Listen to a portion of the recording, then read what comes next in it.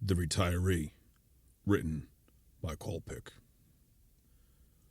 That fat slob is finally mowing the lawn, Benjamin said loud enough for his wife to hear over the monotonous whine of the lawnmower across the street. She swiped her feather duster once more across the dining room table before turning around. I wish you wouldn't give him such a... What? Benjamin blurted. Speak up, dear. You know I'm hard of hearing. Selma absent-mindedly tossed her duster onto the table, wincing when dust puffed up into the air and began to settle back onto its smooth cherry finish. Oh, look what you made me do, she mumbled under her breath. What? Benjamin repeated. You're quieter than before. How am I supposed to hear you when you peep, peep, peep like a baby chick? He withdrew his hand from the blinds and headed toward his corner of the den. He wasn't nearly as hard of hearing as he let on, but he found it a great way to draw people closer. It was a handy trick he used quite often before retiring, and now it was just an old habit that refused to die. Selma left the dining room and shuffled over. I know, dear, I know, she said in response to the impatient look her husband leveled at her. She placed her hands on his cheeks and gave him a compensatory peck on his heavily pitted Roman nose. I said you shouldn't give him such a hard time. Jacob is doing the best he can, and that's all any of us can do. Benjamin grumbled and sidled past her. And why shouldn't I? And how do you know? Well, she said, sighing as she watched him lower his old bones into his lounge chair with a pained grunt. Nancy said he's a godsend. Comes all the way across town to look in on her whenever he has a chance. Benjamin laughed bluntly, grabbed the newspaper from the end table and opened it to his favorite section. Yeah, he's a real angel. Visits about as much as our own son. The man has kids old enough to do yard work. If he's too fat to do it more regularly, then why doesn't he send them over to cut their grandma's lawn, huh? Chop down those 3-foot-tall weeds while they're at it. Selma gently settled onto the couch and looked crossly at her husband. It's not really any of our business, is it? And shame on you for bad-mouthing your son. You know Seth hasn't been himself since... Yeah, he said, cutting her short. Seth and Sarah, sitting in a tree. Kissing. I warned you both about that one.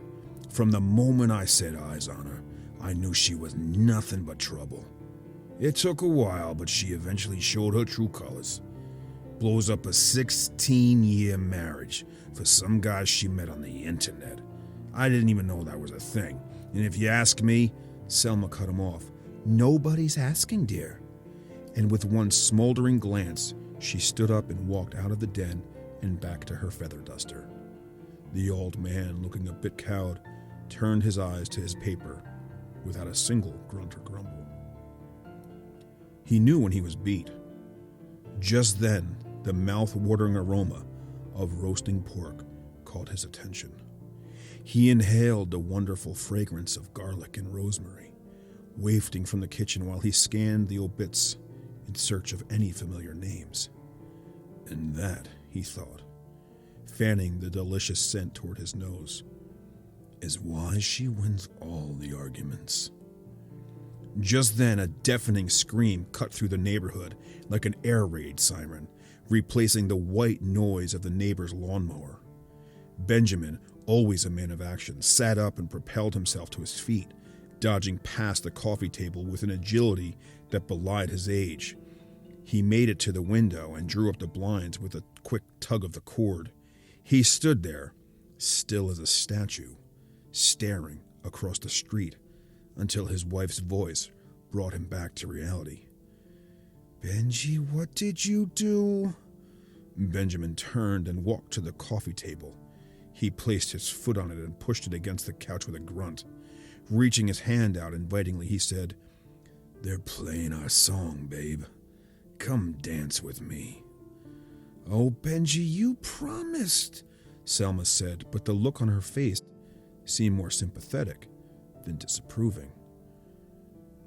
I know, dear, but I've just been so damn bored. Tell you what, dance with me until he passes out. Then I'll call 911. Selma shrugged and tossed the feather duster over her shoulder. Oh, I suppose a few spins around the den could be fun. He won't bleed out any time soon, will he? Benjamin grinned and lied through his teeth. Of course not. He'll be just fine. Selma sashayed into the den and took her husband's hand. He drew her close, and they began to dance around the room while Jacob's horrific cries of anguish rang out through the neighborhood. I can't remember the last time we did this. Benjamin veered them away from the television. You know, he said, I can't either. Suddenly, the screaming across the street stopped, and his wife spoke, her voice seeming as if coming from somewhere else in the house. I'm sorry, dear, I can't quite hear you. What did you say? Benjamin blinked, and he was standing in front of the window, peering across the street at the middle-aged Jacob, lazily pushing the lawnmower across his mother's front lawn. He let out a sigh and slumped his shoulders. It's not important, dear. I was just daydreaming. Selma quietly came up behind him and rested her hands on his hips. She rose onto the balls of her feet and peered over his shoulder. You didn't tamper with the lawnmower, did you? She asked jokingly. Benjamin let out another deep sigh and said, Of course not. I put that old life behind me. Besides, that fat slob may be failing at it, but at least he's trying to do right by his mother. If you call the least amount of effort, never mind. Selma drew closer and rested her head between his shoulder blades. She hated seeing his vigor and zest for life slipping away more and more with each passing year. Sure, they weren't spring chickens anymore, and the time to retire comes to all who live long enough. But she hadn't expected such a steep decline in her Benji's strength of will. She'd mentioned dozens of hobbies he could try out, but all of her suggestions were met with the extra-large portions of snark and flat-out refusals. Golfing? I'll admit, it's not a bad ploy for getting a target in a relatively remote area, but it's such a boring sport. Seriously, honey? Model airplanes? You know, I once made a Cessna drop out of the sky with the push of a button. Let me see now. It was a Skyhawk P, that's it. They're usually pretty dependable planes. Now you're just being ridiculous. Though not a bad way to get close to somebody on the beach, though. Who would suspect the lonely guy with a metal detector? Write my memoirs? Now you've gone and done it. You know damn well why I can't. Well, I bet it'd be a bestseller, of course. I never lived to see it on the shelves. She knew all he really wanted to do was work, and since Benjamin retired, the more memorable jobs he regaled her with over the years started popping into her head at strangely fitting moments in her day-to-day life.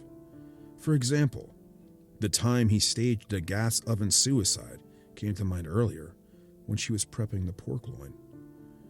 It got her to thinking about their first year of marriage. He was always away a lot back then and barely said a word about his work. She never had any reason to question his time away until she found what happened to be lipstick on his shirt collar. The argument she assumed she'd be stepping into was immediately quashed when he sat on the end of the bed and said with a straight face, Honey, that's not lipstick. And that night, he told her what he actually did for a living, and she believed every word of it. The trips away, the secrecy, the lack of work friends, and all the phone calls taken in another room suddenly made sense to her. The strange thing about it was she didn't feel an ounce of fear or even revulsion for a single second. She actually felt closer to him at that moment, than at any other point in their courtship, wedding day, or even the first time they made love. And after that night, he was never sexier in her eyes than when he came home from an assignment. He would step into the house, and she could see how badly he wanted, no, needed, to share every grisly detail with her. Once their son came along. Keeping their hands off each other until he was put to bed became an exercise in restraint.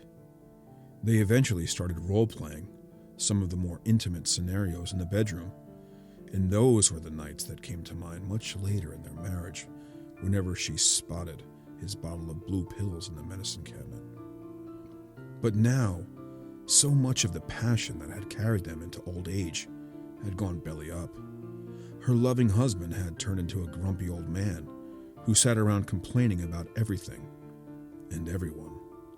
The once tireless man who had never met an obstacle he couldn't surmount had become his own roadblock. Selma had been racking her brain for so long trying to figure out how to bring back the Benjamin of old, but she had run out of ideas. That was until she recalled a quote he had often recited to those who offered him money to spare their lives.